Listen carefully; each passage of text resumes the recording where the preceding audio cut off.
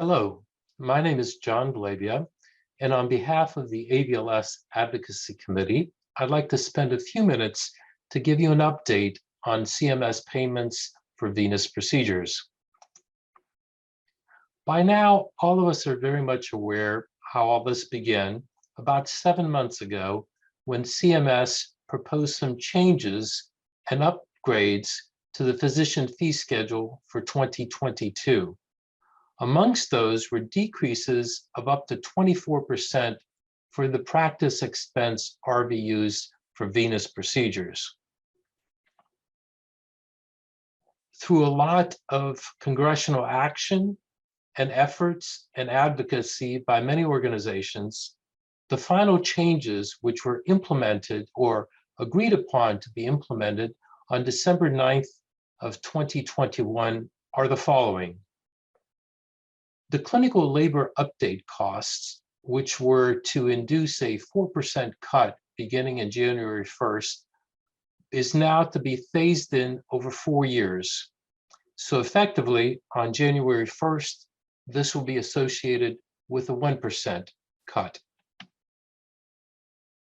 Additionally, changes in the global conversion factor reflecting changes in payment for evaluation and management, which was to total 3.75%, Congress allocated additional monies to make up for 3%.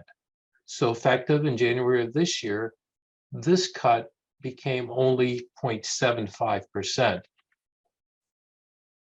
In addition to that, by law, and specifically the Budget Neutrality Act of 2011, there was to be a 2% cut globally for all physicians. This was delayed for 3 months until April 1st, when a 1% cut will be implemented, and then an additional 3 months until July 1st, when another 1% cut. So in effect, the 2% cut will stay in place, but will be phased in over the next 6 months. In addition, again, because of statutory requirements referred to as pay-go, unfunded COVID payments that were made during the prior year required cuts of 4% to all physicians. Through congressional action, this 4% cut was delayed for 1 year until 2023. Therefore, instead of the original physician pay cuts of almost 14%, for 2022, the pay cut is to be only 3.75%. This is distributed, as I've mentioned already. 1.75 has already been put in place on January 1st. An additional 1% will make it 2.75% by April. The additional 1% in the clinical updates will be 3.75% by July 1st.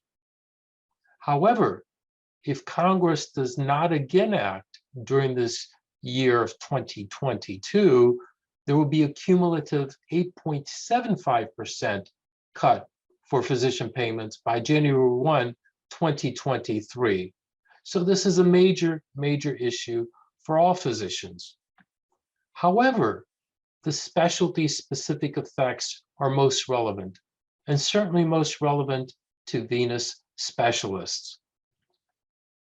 You've all received, within the past week, as I recall, this data sheet, which goes into detail concerning both the cuts on January 1st and those expected to occur April 1st and July 1st. Please take some time and look at it in a little bit more detail.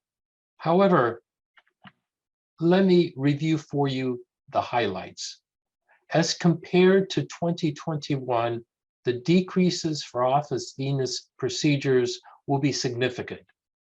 You can see here, I've taken interventions for the first vein, for RFA, laser, MOCA, adhesive.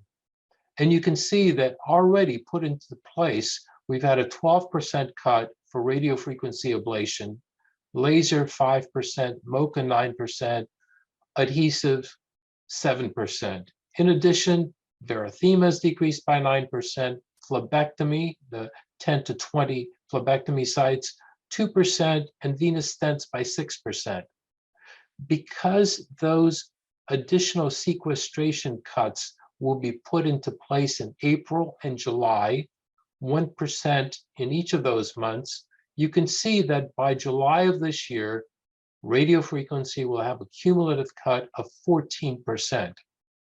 These cuts are significant, they're progressive, and they're cumulative. And depending on the distribution of procedures that you do, they can be very, very significant. What are we doing as a society advocating on your behalf, and what do we see going forward? We have continued our legislative congressional efforts. The Rush-Bilirakis letter has 73 co-signatories from Congress. This is a proposal to make up for the significant 4% labor update cuts that I've already mentioned. As we speak, in the ensuing 3 weeks, there is active congressional discussion for the pending continuing resolution. We are hopeful, and we are making efforts that through that continuing resolution, some of these cuts may be ameliorated. But we will need ongoing education for congressional members, and particularly going forward with the new Congress and the midterm elections coming up in November. The Advocacy Committee and the AVLS has been working very hard on your behalf. We encourage you to also participate at the local level with your congressman, with your financial support, and with your time and participation with these advocacy efforts going forward. We will keep you updated as things progress. Thank you for your attention.